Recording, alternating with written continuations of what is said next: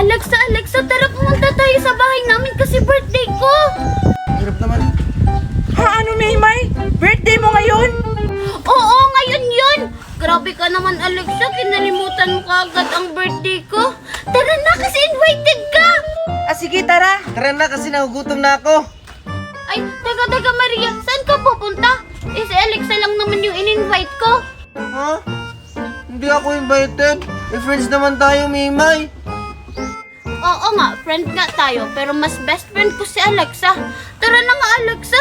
Kasi ikaw na lang yung hinihintay. Magsisimula na yung party ko. Ha? Grabe ka naman sa akin, Mimay. Ah, sige, Maria, mauna na ako ha. Kasi ako lang kasi yung invited. Bye-bye.